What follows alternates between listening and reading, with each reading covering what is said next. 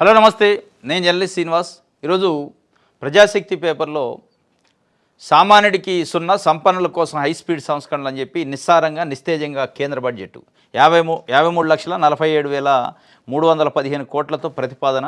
వ్యవసాయము, గ్రామీణాభివృద్ధి, ఉపాధి సహా కీలక రంగాలన్నిటికీ నిధుల కోత, ప్రజలకు రాష్ట్రాలకు వ్యతిరేకంగా ఉంది ఈ బడ్జెట్ అని సిపిఎం పార్టీ తీవ్ర విమర్శ చేసింది బడ్జెట్ పైన. సామాన్యుడికేం సున్నా, సంపన్నులకేం హై స్పీడ్ వచ్చిందట ఈ బడ్జెట్ చూస్తే అనేది ఒక వార్తనిచ్చారు దేశవ్యాప్తంగా సంబంధించి. ఇక యాజ్ యూజువల్గానే ఎన్డీఏ కూటమిలో ఉన్న పక్షాలు చాలా అద్భుతమైన బడ్జెట్, ఊతమిచ్చే బడ్జెట్ అని చెప్పి చెప్తూ ఉంటారు. సంస్కరణల కొత్త శక్తి అని ప్రధానమంత్రి నరేంద్ర మోడీ చెప్తే ఎవరిని పట్టించుకొని పొద్దు అని రాహుల్ గాంధీ చెప్పిండు, ప్రతిపక్ష నేత. పర్యాటకానికి ఊతం అని ఆంధ్రప్రదేశ్ ముఖ్యమంత్రి చంద్రబాబు నాయుడు గారు చెప్పారు. ఆంధ్రప్రదేశ్ డిప్యూటీ సీఎం పవన్ కళ్యాణ్ గారు కూడా ఇది ఊతమిచ్చే బడ్జెట్ దేశానికి అని చెప్పి వారు చెప్పారు. సరే, ఈ ఊతం ఎవరికి ఊతం ఇచ్చింది, ఎవరికి ఊరటనిచ్చింది, ఎవరికి సున్నా ఇచ్చింది, ఎవరికి నిరాశ మిగిల్చిందని చూస్తే ప్రధానంగా మన రాష్ట్రం కాడికి వస్తే ఆంధ్రప్రదేశ్ విషయానికి ఆంధ్రప్రదేశ్కి నిరాశ మిగిలింది. ఆంధ్రప్రదేశ్కి ప్రధానంగా ఎందుకు నిరాశ మిగిలింది అని అనాల్సి వస్తుందంటే ఇది డబుల్ ఇంజన్ సర్కార్ అన్నారు. పవన్ కళ్యాణ్ గారు, చంద్రబాబు నాయుడు గారు పదే పదే డబుల్ ఇంజన్ సర్కారు, కేంద్ర ప్రభుత్వం చాలా అద్భుతమైన సహాయ సహకారాలు అందిస్తుంది, రాష్ట్రం దూసుకుపోతుంది, వరాల జల్లు వస్తుంది, నరేంద్ర మోడీ గారు చాలా అద్భుతమైన మనకి బలాన్ని ఇస్తున్నారు అని చెప్పారు. మరి బలము, బలహీనత, వరాల జల్లు ఏది ఇచ్చినా కానీ, ఊతం ఇచ్చినా ఏది ఇచ్చినా దేంట్లో ఇవ్వాలి, ఊతం మాటల్లో కాదు కదా. ఏదో బహిరంగ సభల్లో మాట్లాడినప్పుడు మాట్లాడే మాటల కంటే కూడా బడ్జెట్కి ప్రధానం. ప్రతి సంవత్సరం ప్రవేశపెట్టే కేంద్ర ప్రభుత్వ బడ్జెట్లో, పార్లమెంట్లో ప్రవేశపెట్టినప్పుడు ప్రతిపాదిత బడ్జెట్లో ఆంధ్రప్రదేశ్కి ఎన్ని వేల కోట్లు వచ్చినాయి, ఏ రంగంలో వచ్చినాయి, ఏ అంశాల్లో గతంలో హామీలు ఇచ్చారో హామీల మేరకు ఎంతవరకు వచ్చినాయి, ఎంతవరకు రాలేదు అనేది ప్రామాణికం. ఈ ఊతం అక్కడ ఉండాలి తప్ప మాటల్లో కాదు. ఇక పదే పదే డబుల్ ఇంజన్ సర్కారు, దాంతోపాటు ఆంధ్రప్రదేశ్ ప్రజలకి ఏం చెప్తున్నారంటే చంద్రబాబు నాయుడు గారు బ్రాండ్ ఇమేజ్ బాగా పనిచేస్తుంది, మాకు చంద్రబాబు నాయుడు గారే బ్రాండ్ ఇమేజ్ అని తెలుగుదేశం పార్టీ నాయకులు చెప్తూ ఉంటారు. మరి బ్రాండ్ ఇమేజ్ పనిచేయలే అక్కడ. చంద్రబాబు నాయుడు గారు, పవన్ కళ్యాణ్ గారు ఇద్దరి పరపతి కూడా అక్కడ పనిచేయలే. ఈ పరపతి ఎక్కడుంది? మీ పరపతి ఏంది బడ్జెట్లో? మరి నిరాశ మిగిలిస్తే మీకేం పరపతి ఉన్నాడు, దేంట్లో పరపతి ఉన్నాడు? బడ్జెట్లో కేటాయింపులు లేనప్పుడు ఇక మీ పరపతి దేనికి పనికి వచ్చినట్టు? పొగుడుతలకే, ఒకళ్ళనొకళ్ళు పొగుడుకోవడానికే. కర్నూలులో సూపర్ జీఎస్టీ, సూపర్ సేవింగ్స్ బహిరంగ సభ జరిగితే హిందీలో, ఇంగ్లీష్లో, తెలుగులో 3 భాషల్లో చంద్రబాబు నాయుడు గారు, నారా లోకేష్ గారు పొగిడారు, పవన్ కళ్యాణ్ గారు పొగిడారు ఒక భాషలో. చాలా అద్భుతమైన సహకారం, సహాయం అన్నీ ఉన్నాయి అన్నారు. ఏది మరి ఇక్కడ ఉండాలి? ఇది కంప్లీట్గా రాష్ట్రానికి నిరాశ మిగిల్చింది. చంద్రబాబు నాయుడు గారు, పవన్ కళ్యాణ్ గారు పరపతి లేనట్టు అనిపించింది. ఇదే నా పరపతి అని ఆంధ్రప్రదేశ్లో ఉన్న 6 కోట్ల మంది ప్రజలు మాట్లాడుకునే పరిస్థితికి వచ్చింది. మీ పరపతి ఇదేనా? మీ ఇమేజు, మీ బ్రాండు అనేది ఇప్పుడు స్పష్టంగా కనపడదు. మీ పలుకుబడి ఏంటి ఢిల్లీలో అనేది అర్థమవుతుంది అని చెప్పి ఒక వార్తని. ఈ నిరాశ ఎందుకు మిగిలిందంటే విభజన హామీల విస్మరణ, ఆర్థిక సంఘం నిధుల్లో కోతట. కేంద్ర బడ్జెట్ రాష్ట్రానికి మరోసారి నిరాశను మిగిల్చింది. విభజన హామీలను పూర్తిగా విస్మరించింది. విభజన చట్టం ప్రకారం వచ్చిన ఏ జాతీయ విద్యా సంస్థకు కేటాయింపులు చేయలేదు. Visakha railway zone, NIT, IIT, IIM, IIIT, IISER, గిరిజన university, central university, Duggirajapatnam port, Kadapa steel plant, Vizag, Vijayawada metro, వెనకబడిన జిల్లాల నిధులు, రాజధాని అమరావతి, ఇలా అన్ని కీలక అంశాలకు కేంద్రం మొండి చేయి చూపింది. పోలవరం ప్రాజెక్టుకు కూడా ఆశించినంతగా నిధులు రాలేదు. వైజాగ్ స్టీల్ ప్లాంట్ కేటాయింపులు ఏమీ లేవు. ఇది పరిస్థితి. అనేక అంశాలు ఉన్నాయి. విశాఖ రైల్వే జోన్ కానించి మొదలు పెడితే ఐఐటి, ఐఐఎం, ఈ మెట్రో రైలు, అనేక అంశాలు, Kadapa steel plant, Visakha steel ప్లాంట్కి డబ్బులు కేటాయింపులు, దీంట్లో ఏది రాలేదు. ఇవన్నీ విభజన హామీల్లో ఉన్నాయి. విభజన చట్టంలో రాష్ట్రం చీలిపోతున్నందుకు ఆంధ్రప్రదేశ్కి ఇచ్చిన హామీలు. ఇది ప్రత్యేక హోదా కాక, ప్రత్యేక హోదాని ఎట్లాగ మంట కలిపారు. ఇక అవసరంలా మనకి అని చంద్రబాబు నాయుడు గారు చెప్పారు. ప్రత్యేక ప్యాకేజీ వచ్చిందన్నారు. ఆ ప్యాకేజీ ఎక్కడ పోయిందో తెలియదు. ఇప్పుడు ఎక్కడికి వచ్చిందంటే కేంద్ర బడ్జెట్లో ఏమన్నా ఒక 1000 కోట్లు దయదలిచి కేటాయిస్తే బాగు అని ఆలోచించుకోవాల్సిన పరిస్థితికి ఈరోజు వచ్చింది. మరి దేనికోసం 3 పార్టీలు కలిసి డబుల్ ఇంజన్ సర్కార్ అని ఏం ఉపయోగం ఉంది దీంతోని? మీకు ముఖ్యమంత్రులు, ఉప ముఖ్యమంత్రులు, మంత్రి పదవులు వచ్చినాయి, మీ కుటుంబాలు బాగుపడుతున్నాయి, మీ పార్టీలు బాగుపడుతున్నాయి, మీ పార్టీలకు పదవులు వచ్చినాయి. కానీ ప్రజలకు ఏమొచ్చింది? ప్రజలకు ఒరిగింది ఏంది, ఒరుగుతున్నది ఏంటి అంటే నిరాశ మిగిలింది తప్ప రాష్ట్రానికి. ఇప్పుడు దీంతో ఏ విధంగా మీరు వికసిత్ ఆంధ్రప్రదేశ్ అంటున్నారు, వికాసం వైపు తీసుకుపోతాం అంటున్నారు, చాలా జిఎస్డిపిల గురించి చాలా పెద్ద పెద్ద మాటలు చెప్తున్నారు. ఎక్కడి నుంచి అయితే బడ్జెట్ లేకుండా ఏ రకంగా అయింది? దీనికి ఏం చెప్తారు సమాధానం? ఈరోజు ఆంధ్రప్రదేశ్లో మీడియా అంటే ఏదైతే తెలుగుదేశం పార్టీని సమర్థించే మీడియా బడ్జెట్ పైన ఒక్కటి రాయలే, అసలు ఎన్ని కేటాయింపులు వచ్చినాయి రాయలే. దావోస్ వెళ్ళి వచ్చారు చంద్రబాబు నాయుడు గారు అండ్ టీం, అక్కడి నుంచి ఏమొచ్చిందో చెప్పట్లే. బడ్జెట్ పెట్టారు, బడ్జెట్ నుంచి ఏమొచ్చిందో చెప్పట్లే. ఊతం ఇచ్చారంటున్నారు. ఊతం అంటే ఏంటి? డబ్బులు ఇస్తే కదా ఊతం. ఏ రంగంలో ఇచ్చారు? కడప స్టీల్ ఫ్యాక్టరీ ఏమైంది? విశాఖ రైల్వే జోన్ ఏమైంది? ఐఐటి ఐఐఎం ఏమైంది? మెట్రో రైల్ ప్రాజెక్ట్ ఏమైంది? వెనకబడిన జిల్లాలకు డబ్బులేవి? పోలవరానికి పైసలేయి, అమరావతికి పైసలేయి, వైజాగ్ స్టీల్ ఫ్యాక్టరీ పైసలేయి. ఇవన్నీ ప్రధానమే కదా. ఏది లేదు. పోలవరానికి అయితే కేవలం 3,320 కోట్లు. ఇక ప్రస్తావనకు రాని అంశాలు చాలా ఉన్నాయి. పునరావాసం అనేది అసలు ప్రస్తావనకి రాలి. కొన్ని దశాబ్దాల పాటు పోలవరం నిర్వాసితులు పునరావాసం కోసం ఎదురు చూస్తున్నారు, అది లేదు.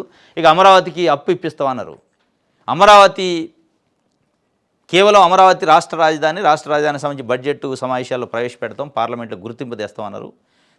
తెస్తే తేవచ్చు అనే, కానీ అమరావతి కేవలం అప్పులతో కూడిన రాజధాని అయ్యే పరిస్థితి ఉంది, కానీ ఏదైనా ఆసరా ఇచ్చే పరిస్థితి లేకుండా అయింది. అప్పులు తెచ్చుకోండి, అమరావతి కట్టుకోండి. ఆ అప్పులు ఎవరు మేంబడతాయి? రేపు రాష్ట్ర ప్రజలు మేంబడతాయి. కేవలం అమరావతి కోసం భూమి అంటే కనీసం రైతులు భూమాన్ని ఇచ్చారు, త్యాగం చేశారు. కేంద్ర ప్రభుత్వం భూమి ఇచ్చిన రైతుల త్యాగం కంటే కేంద్ర ప్రభుత్వం త్యాగం 1 సున్నా కూడా లేదు. 1 సున్నా కూడా లేదు.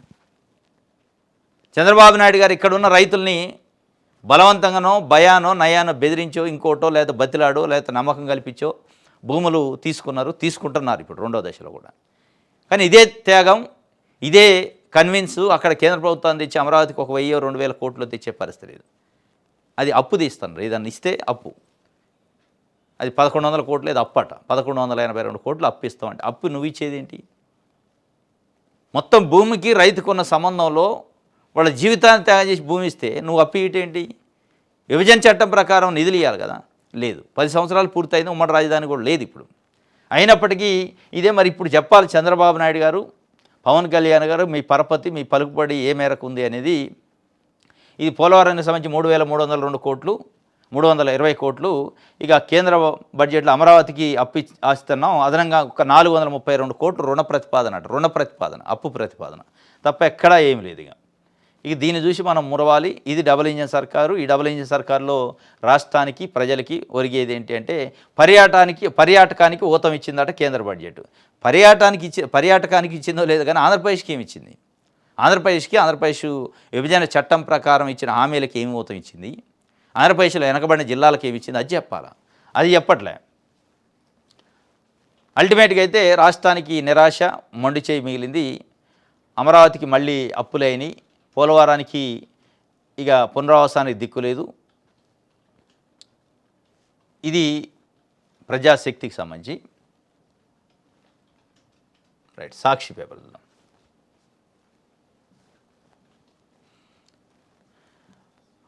రైట్, ఇక చంద్రబాబు పరపత్తుసు కేంద్ర బడ్జెట్లో ఆయన ఏమీ సాధించలేకపోయారంటున్న విశ్లేషకులు.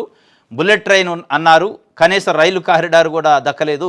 2,064.32 కోట్ల అప్పులకు మాత్రం అనుమతి. ఆహోహో అంటూ కూటమి ఎంపీల గొప్పలు. పోలవరానికి 3,320 కోట్లే, విశాఖ స్టీల్కి మొండి చెయ్యి. ఈ చంద్రబాబు పరపతి తుస్సైంది, పవన్ కళ్యాణ్ గారి పరపతి కూడా తుస్సైంది. ఈ తుస్సాయి చివరికి ఎక్కడికి వచ్చిందంటే అమరావతికి కూడా ఒక అనాపైస ఇయ్యలేని పరిస్థితి, తీసుకోలేని పరిస్థితి, తేలేని పరిస్థితి వచ్చింది. ఇది ఒకటి. ఇక బడ్జెట్ గురించి అయితే ఇంకోటి, కొనసాగుతున్న జంగిల్ రాజు. ఇబ్రహీంపట్నంలో బీసీ నేత జోగి రమేష్ ఇంటిపై టీడీపీ గూండాల దాడి. అదే నిప్పు మీ ప్రభుత్వాన్ని దహించేస్తుంది. ఇబ్రహీంపట్నంలో మాజీ మంత్రి వైఎస్ఆర్సీపీ సీనియర్ నాయకుడు జోగి రమేష్ ఇంటిపైన తెలుగుదేశం పార్టీ నాయకులు, కార్యకర్తలు డైరెక్ట్గా కర్రలు, రాడ్లు, ఇనప రాడ్లు, పెట్రోల్ బాంబులు, పెట్రోల్ బాటిళ్లలో పెట్రోల్ తీసుకొని పోయి నిప్పు అంటించారు. ఇప్పుడు ఈ రకంగా చంద్రబాబు నాయుడు గారు పదే పదే చెప్తా ఉంటారు. చంద్రబాబు నాయుడు గారు, ఆయన పార్టీకి సంబంధించిన కార్యకర్తలు, మరీ ముఖ్యంగా నారా లోకేష్ గారు చెప్తారు. మాకు బ్రాండ్ చంద్రబాబు నాయుడు, CBN అనే బ్రాండ్ ఉంది. ఆ బ్రాండ్ ఇమేజ్తోనే రాష్ట్రాన్ని ముందుకు తీసుకుపోతామని. ఆ బ్రాండ్ ఇమేజ్ కేంద్రంలో బడ్జెట్లో నిధులు కేటాయింపు పనికి రాలేదు. ఇక్కడ కనీసం లా అండ్ ఆర్డర్ని కంట్రోల్ చేయడానికి కూడా పనికిరాని పరిస్థితి. ఈ విధంగా ఇళ్లపైన దాడులు చేసుకుంటూ నిప్పు పెట్టి తగలబెట్టుకుంటూ పోతే ఎటు తీసుకెళ్తారు రాష్ట్రాన్ని? నిన్నగాక మొన్న అంబటి రాంబాబు ఇంటిపైన దాడి, డైరెక్ట్గా కొన్ని వందల మంది మూకుమ్మడిగా ఇంట్లోకి జొరబడి ఫర్నిచర్ని తగలబెట్టి ధ్వంసం చేసి కార్లు, ఇంటి అద్దాలు మొత్తం పగలగొట్టి ఒక సినిమా పక్కీలో జరుగుతుంది. అది అయిందో మర్చిపోతానో లేదు ఇక్కడ. అంబటి రాంబాబు మాట్లాడిన వ్యాఖ్యలో, జోగి రమేష్ మాట్లాడిన వ్యాఖ్యలో అసభ్యకరంగా ఉండొచ్చు, దాంట్లో అనుమానం లేదు. అసభ్యకరంగా నిజంగా ఉంటే దానిపైన చట్టం ఉంది, చట్ట ప్రకారం కేసులు పెట్టొచ్చు. ప్రభుత్వం మీ చేతిలో ఉంది. ప్రభుత్వాన్ని, పోలీసు యంత్రాంగాన్ని పక్కన పెట్టి కార్యకర్తలకు మీరు మరి వెనక నుంచి ప్రోత్సాహం ఎవరు ఇస్తున్నారో తెలియదు. కార్యకర్తలకు ఆదేశాలు వెళ్తున్నాయా? పైనుంచి వాస్తవంగా పైనుంచి ఒత్తిడి లేకపోతే, పై నాయకుల నుంచి ఆ ఆదేశాలు లేకపోతే కార్యకర్తలు ఎవరు ముందుకు పోరు. పక్కోడింట్లోకి పోయి దొమ్మీలు దాడులు చేస్తామని ఏ కార్యకర్త ముందుకు రాదు, ఏ పార్టీ కార్యకర్త రారు. అది వైఎస్ఆర్సీపీ కావచ్చు, తెలుగుదేశం పార్టీ కావచ్చు. ఇదేం పద్ధతి? అసలు ఈ దాడులతోని, ఈ విధ్వంసాలతోని వికాసం ఎట్లయింది? చంద్రబాబు నాయుడు గారు, తెలుగుదేశం పార్టీ పదే పదే విధ్వంసం జరిగింది జగన్మోహన్ రెడ్డి పరిపాలనలో, మేము వికాసం వైపు తీసుకెళ్తాను అన్నారు. ఇదే వికాసం? ఇళ్లపైన దాడులు చేసి తగలబెడితే, వాస్తవంగా ఇబ్రహీంపట్నంలో నిన్న తగలబెట్టిన జోగి రమేష్ గారి ఇంటిపైన దాడి, ఆ నిప్పు అదంతా చూసిన తర్వాత, మంటలు చూసిన తర్వాత ఆ ప్రాంతంలో ఉన్న ప్రజలు, దాన్ని చూస్తున్న మనము చాలా భయాందోళన పడాల్సి వచ్చింది. సరే, పొలిటికల్గా తెలుగుదేశం పార్టీకి, వైఎస్ఆర్సీపీకి రైవాలిటీ ఉండొచ్చు, వాళ్ళు ఏదైనా కొట్టుకోవచ్చు. ఆ చుట్టుపక్కల ఉన్న ప్రజలు ఇళ్ల పరిస్థితి ఏంటి? ఇళ్లలో గ్యాసులు ఉంటాయి, గ్యాస్ కనెక్షన్స్ ఉంటాయి, అది లీక్ అయ్యి చాలా పెద్ద ప్రమాదం జరిగే అవకాశం లేదా? ఏం చేస్తున్నారు మీరు? ఈ ఇమేజ్ ఏంది? ఏం వికాసం ఇది ఈ దాడులతోని? వాస్తవానికి చంద్రబాబు నాయుడు గారంటే ఒక పేరుంది. సరే, మనకి నచ్చినా నచ్చకపోయినా ఒప్పుకోవాల్సిందే, అది ఏ పార్టీ వాళ్ళైనా. పరిపాలన విషయంలో చాలా స్ట్రిక్ట్గా ఉంటాడు, లా అండ్ ఆర్డర్ విషయంలో రాజీ పడడు, చాలా కఠినంగా ఉంటాడు. ఇట్లాంటి గొడవలు, దొమ్మిలు వీటికి ఎంకరేజ్ చేయడానికి ఒక పేరుంది, అప్పుడు ఉమ్మడి రాష్ట్రం అప్పుడు కానీ ఇప్పుడు కానీ. ఆ పేరు, ఆ ఇమేజ్ని మొత్తం తగలబెట్టేశారు నిన్న. ఇది జగన్మోహన్ రెడ్డి అన్నట్టు అదే నిప్పులు మీ ప్రభుత్వాన్ని తగలబెట్టుకుంటున్నారు, మీ ప్రభుత్వాన్ని దహించేస్తానగా. ఏ మంటలు అయితే తెలుగుదేశం పార్టీ కార్యకర్తలు అంబటి రాంబాబు ఇంట్లో పెట్టారో, ఏ మంటలు అయితే తెలుగుదేశం పార్టీ కార్యకర్తలు జోగి రమేష్ ఇంటికి పెట్టారో, ఆ మంటల్లో చంద్రబాబు నాయుడు గారు 45 సంవత్సరాల నుంచి కాపాడుకున్న ఇమేజ్ ఏదైతుందో, స్ట్రిక్ట్గా ఉంటాడు పరిపాలన విషయంలో అని, ఆ ఇమేజ్ని మొత్తం తీసిపోయి మంటల్లో తగలబెట్టారు తెలుగుదేశం పార్టీ కార్యకర్తలు. అది అర్థమవుతుందో లేదు తెలవట్లేదు. దీని వెనక మరి ఎవరున్నారు? లోకేష్ గారు లాంటి నాయకుడు పదే పదే చంద్రబాబు నాయుడు గారు CBN మా బ్రాండ్ అంటాడు. వాస్తవంగా CBN మీరు బ్రాండ్ అంటున్నారు, దాన్ని ప్రజలు కూడా కొంతమంది ఎగ్రీ అవుతూ ఉంటారు. తెలుగుదేశం పార్టీ కార్యకర్తలు కాకుండా కూడా చంద్రబాబు అంటే అడ్మినిస్ట్రేటరు, చాలా పరిపాలన బాగా చేస్తాడు, కష్టపడతాడు, ప్రతినిత్యం పరిపాలనపైన దృష్టి ఉంటుంది, ఆయనకి వేరే అవగేషన్స్ ఉండవు. సరే, ఆ పరిపాలన విషయంలో ప్రజలకు ఎంత మేలు జరుగుతుంది, పారిశ్రామికవేత్తలకి ఏ మేలు జరుగుతుంది, అది వేరే విషయం అనే అంశం నుంచి ఈరోజు పరిపాలన పైన పట్టు లేదా అనే అంశం కాడికి పోయింది. కార్యకర్తలను కంట్రోల్ చేయలేకపోతున్నా అనే అంశం కాడికి పోయింది. శాంతి భద్రతలను కంట్రోల్ చేయలేకపోతున్నా అనే అంశం దగ్గరికి ప్రజలు చర్చించుకోవాల్సిన పరిస్థితి వచ్చింది. ఇది తెలుగుదేశం పార్టీకి కూడా నష్టమే. సరే, కార్యకర్తలు కొద్దిసేపు సంతోషం, లేకపోతే వాళ్ళు ఖుషి కావచ్చు, మాకు సాధించడం ఏదో. అంటే వైఎస్ఆర్సీపీ హయాంలో జోగి రమేష్ కూడా చంద్రబాబు నాయుడు ఇంటిపైన దాడి చేసిండు, లేదా తెలుగుదేశం పార్టీ ఆఫీస్ పైన దాడి చేసిండు, కార్యకర్తలను తీసుకెళ్ళి. కాబట్టి మనం బాకీ తీర్చుకున్నాం, రివెంజ్ తీర్చుకున్నాం అని సంతోషపడవచ్చాం. కానీ ఇది రాష్ట్రానికి మంచిది కాదు. ఇది రాష్ట్రానికి ఎట్టి పరిస్థితుల్లో మంచిది కాదు. తెలుగుదేశం పార్టీకి అసలే మంచిది కాదు. తెలుగుదేశం పార్టీ, చంద్రబాబు నాయుడు గారు ముఖ్యమంత్రిగా ఉండు అధికారంలో తెలుగుదేశం పార్టీ ఉందంటే ఇట్లాంటి గొడవలను ఎంకరేజ్ చేసిన దాఖలాలు గతంలో ఎప్పుడూ లేవు. ఇప్పుడు ఒక కొత్త ట్రెండ్ ఉంది. ఆంధ్రప్రదేశ్ ఒక రావణ కాస్త నిప్పుల కొలిమవుతుంది. ఆంధ్రప్రదేశ్ ఆందోళన పడుతున్నారు ప్రజలు. 6 కోట్ల మంది ఆంధ్రప్రదేశ్ ప్రజలు ఆందోళనలో ఉన్నారు. ఈ రెండు పార్టీలు, వైఎస్ఆర్సీపీ కావచ్చు, ఇటు తెలుగుదేశం పార్టీ కాదు, వాళ్ళు ఉన్నప్పుడు వాళ్ళు చేయాల్సింది వాళ్ళు చేశారు. అటువంటి మంచిది కాదని చెప్పిన తెలుగుదేశం, చంద్రబాబు నాయుడు గారు కూడా ఇప్పుడు అదే చేసే పరిస్థితికి వచ్చారు, వాళ్ళ కార్యకర్తలు కూడా. దానిపైన ఇప్పుడు ఈ కూటమిలో ఉన్న భాగస్వామ్య పక్షాలు ఒకళ్ళు కూడా నోరు మీద పట్టలేదు, మౌనంగా ఉంటారు. పవన్ కళ్యాణ్ గారు నేను మార్పు కోసం రాజకీయాల్లోకి వచ్చినానే పవన్ కళ్యాణ్ గారు, వికాసం వైపు తీసుకోవాలి, రాష్ట్రాన్ని ముందు తీసుకోవాలనుకునే పవన్ కళ్యాణ్ గారు ఈ దాడిపైన ఆయన ఒక బాధ్యతాయుతమైన పార్టీ అధ్యక్షుడిగా ఉప ముఖ్యమంత్రిగా మాట్లాడాలి కదా. ఎక్కడో ఏదో జరిగితే చిన్న చిన్న అంశాలకే వంగలపూడి అనిత హోంమంత్రి గారిని డైరెక్ట్గా అల్టిమేటం ఇచ్చారు. హోంశాఖ మంత్రిత్వ శాఖ ఏం చేస్తుంది, హోంమంత్రి ఏం చేస్తున్నారు, పోలీసు యంత్రాంగం ఏం చేస్తుంది, వంగలపూడి అనిత దగ్గర నుంచి అవసరమైతే హోంశాఖను నేను తీసుకుంటా అన్నారు. ఏదో ఒక ఇంత పెద్ద స్థాయి అంశం కూడా కాదు. ఈరోజు డైరెక్ట్గా ప్రజల ఇళ్లపైన, అంటే వైఎస్ఆర్సీపీ నాయకులు కావచ్చు, ఆ ప్లేస్లో ప్రజలు కూడా నష్టపోయే అవకాశం ఉంది. అది పెద్దదైతే మనుషులు చనిపోయే అవకాశం ఉంది. ఇట్లాంటి ఇంత పెద్ద ఇన్సిడెంట్ జరిగితే పవన్ కళ్యాణ్ గారు మరి ఇప్పుడు తీసుకుంటారా హోంశాఖ? నేను తీసుకుంటా హోంశాఖ, మీ వల్ల కావట్లేదని చెప్తారా? ఇది మంచిదని చెప్తారా, చెడ్డదని చెప్తారా? ఈ కల్చరు, ఈ సాంప్రదాయం మంచిదా, ఈ విధానం మంచిదా? చెప్పాలి కదా పవన్ కళ్యాణ్ గారు. దాంతోపాటు కేంద్ర ప్రభుత్వంలో అధికారంలో ఉన్న బీజేపీ, రాష్ట్ర ప్రభుత్వంలో అధికారంలో ఉన్న బీజేపీ ఈ ఈ ఈ సాంప్రదాయం, ఈ వరవడి ఆంధ్రప్రదేశ్కి ఏ రకంగా శోభ తెస్తుందో చెప్పాలిగా. చాలా దారుణమైన పరిస్థితి. అసలు ఆ ఇన్సిడెంట్, ఆ విజువల్ చూస్తే ఏంటి అసలు ఎటు వెళ్తుందో ఆంధ్రప్రదేశ్ అనిపిస్తుంది. తెలంగాణ చాలా పీస్ఫుల్గా ఉంది.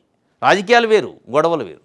రాజకీయం చేసుకోవడం వేరు, ఒక పార్టీ పైన ఒక పార్టీ నిరసనలో లేదా విమర్శలు చేసుకోవడం వేరు, ప్రెస్ మీట్లు పెట్టి మాట్లాడుకోవడం వేరు, లేదా భాషని పరిమితి దాటి తిట్టుకోవటం కూడా తెలంగాణలో ఉంది, ఇక్కడ ఆంధ్రప్రదేశ్లో ఉంది. కానీ ఆ తిట్టుకోవటం స్థాయి నుంచి కొట్టుకునే స్థాయికి, కర్రలు రాడ్లు పట్టుకునే స్థాయికి వెళితే ఎటు వెళ్తుంది ఇది? ఇక వీళ్ళు ఏమంటారు? ఇక ఇప్పుడు వైఎస్ఆర్సీపీ వారు చేసింది అదే అప్పుడు ఉన్నప్పుడు దాడులు. ఇప్పుడు వీళ్ళు ఏమంటారు? ఇక మీరే ఉండరు ఎల్లకాలం, మేము వస్తాం, మేము వచ్చిన తర్వాత చూసుకుంటాం, రప్పలు అంటారు.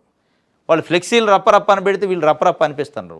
వాళ్ళు పెట్టింది ఫ్లెక్సీలే కానీ వైఎస్ఆర్సీపీ వీళ్ళు డైరెక్ట్గా కత్తులు కట్టాలు తీసుకొని రప్ప అనిపిస్తారు. అంటే ఇటు వైఎస్ఆర్సీపీ వచ్చినా, అటు తెలుగుదేశం పార్టీ వచ్చినా ఆంధ్రప్రదేశ్ ప్రజలకు కావాల్సింది ఏంటంటే, ఆంధ్రప్రదేశ్ ప్రజలకు మీరు ఇచ్చే బహుమానం ఏంటి? మిమ్మల్ని అధికారంలో కూర్చోబెడితే రప్పలు, కత్తులు, కటార్లు, కర్రల, పెట్రోల్ బాంబుల.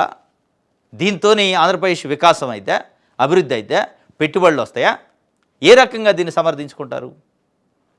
అంటే ఎట్టి పరిస్థితుల్లో చంద్రబాబు నాయుడు గారు దీన్ని తీవ్రంగా ఖండించాలి. అది వైఎస్ఆర్సీపీ నాయకుడు జోగి రమేష్ కాబట్టి, లోకేష్ గారిని తిట్టిండు కాబట్టి, అంబటి రాంబాబు నన్ను తిట్టిండు కాబట్టి, అంటే చంద్రబాబు నాయుడు గారిని తిట్టిండు కాబట్టి, తిట్టింది కరెక్ట్ కాదు, తప్పే.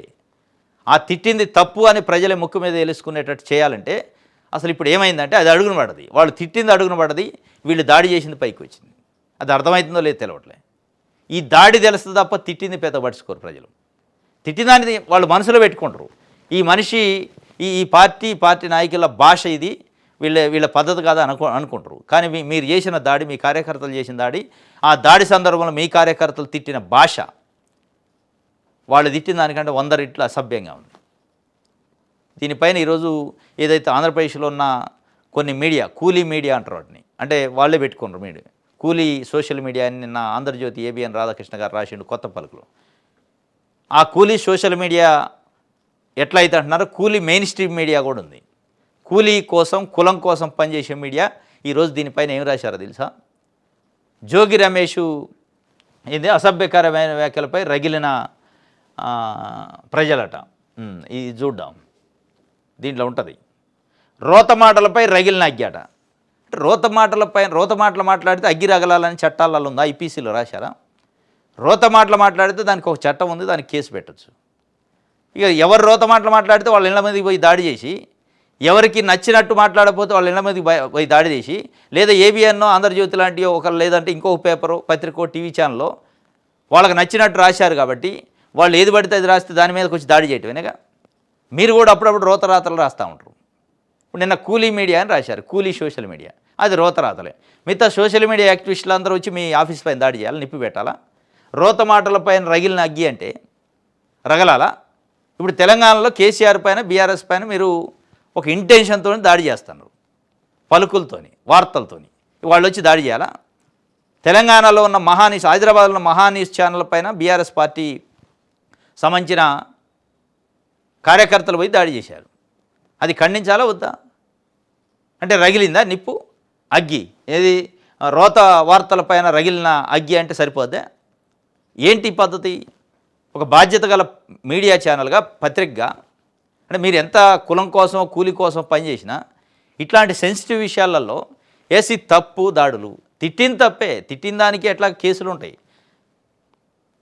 ఇది ఈ కల్చర్ మంచిది. ఆంధ్రప్రదేశ్లో చాలా దారుణమైన దుర్భరమైన పరిస్థితులు ఉన్నాయి. ఆంధ్రప్రదేశ్ని ఆగం చేసే పరిస్థితికి వచ్చారు 2 ప్రధాన రాజకీయ పార్టీలు, ప్రధాన మీడియా ఛానళ్ళు, ప్రధాన వార్తాపత్రికలు.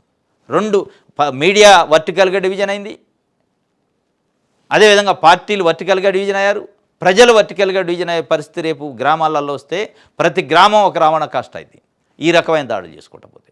ఈ రకమైన దాడులు చంద్రబాబు నాయుడు గారు, లోకేష్ గారు మౌనంగా ఉండి మరి ఎంకరేజ్ చేస్తారో లేదో మనకు తెలియదు, కానీ మౌనంగా అర్ధాంగీకారం తెలిపినట్టు దాడి మంచిదే అని ఇదే తెలుపుకుండా పోతే గ్రామాలలో పరిస్థితి ఏంది, గ్రామాలలో ప్రజల పరిస్థితి ఏందో ఆలోచించండి.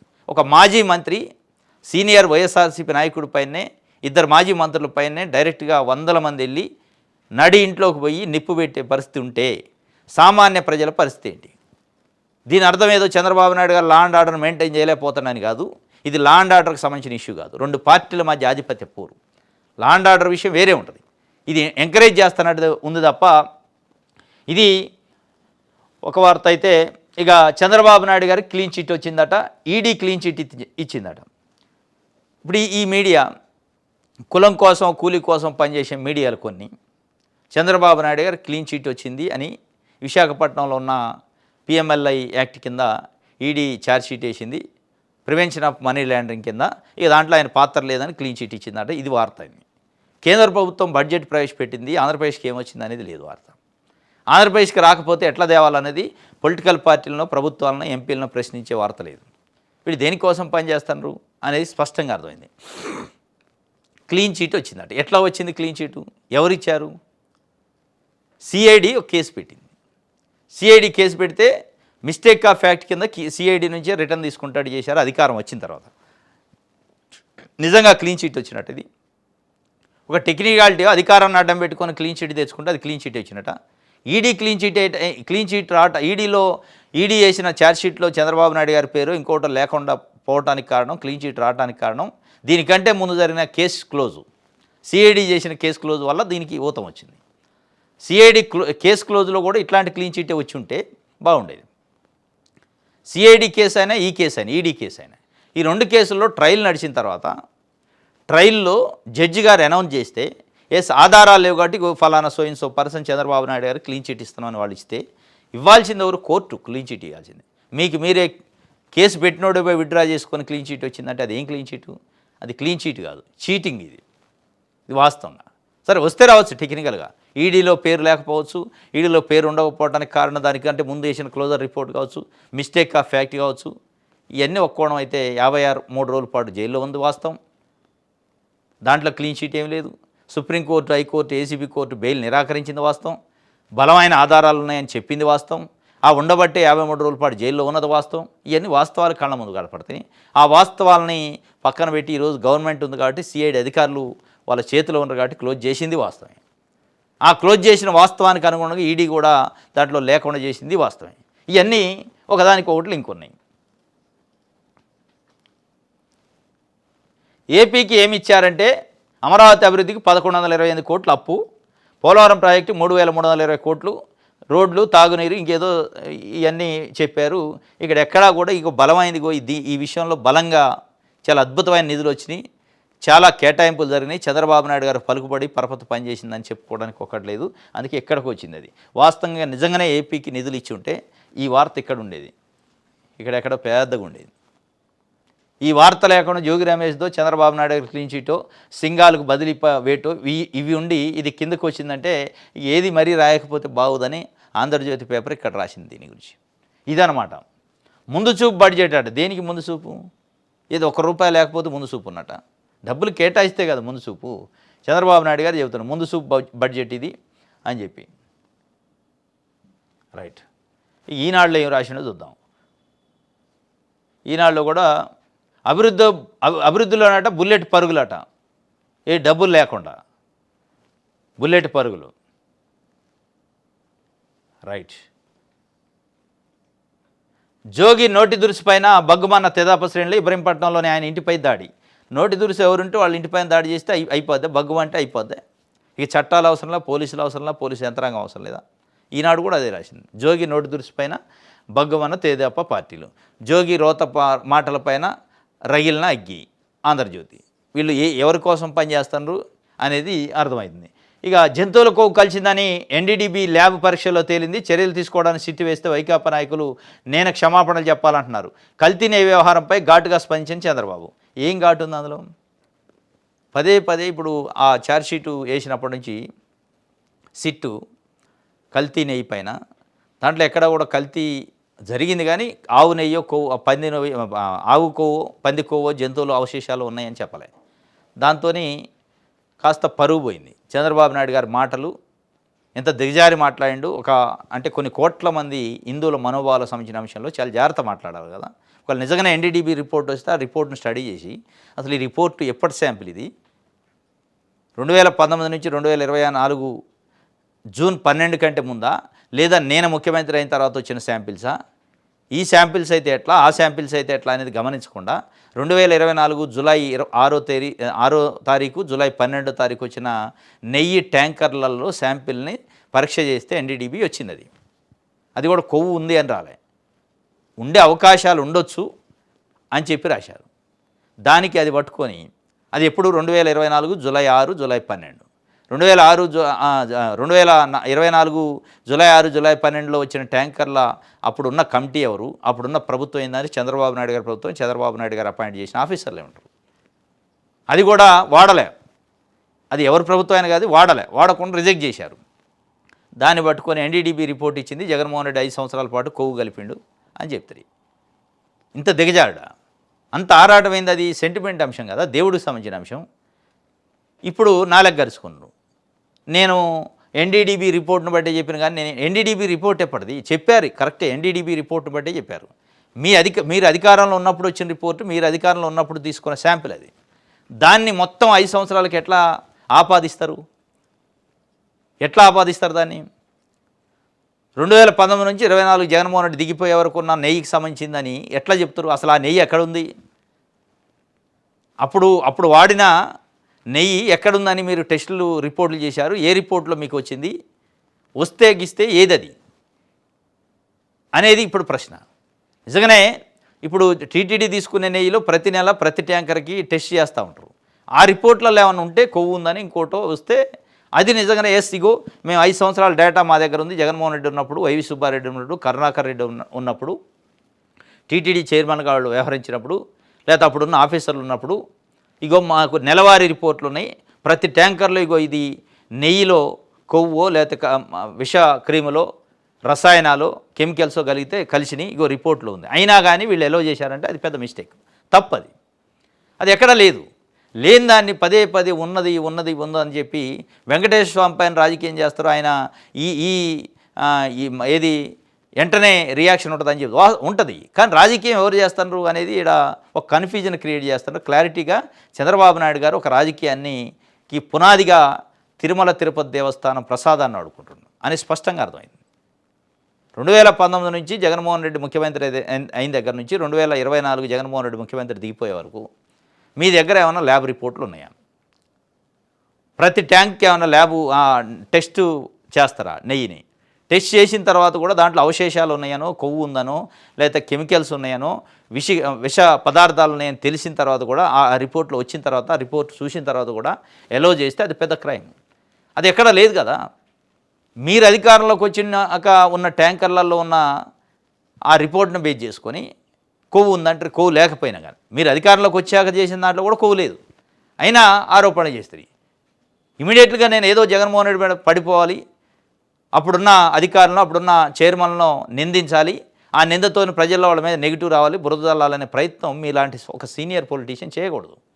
మీలాంటి సీనియర్ పొలిటీషియను, మీ కులదైవం వెంకటేశ్వర స్వామి, మీరు అత్యంత పూజించే దేవుడు, అట్లాంటి దేవుడి పైన కూడా మీరు రాజకీయం చేస్తే అది క్షమించరాని నేరమైంది.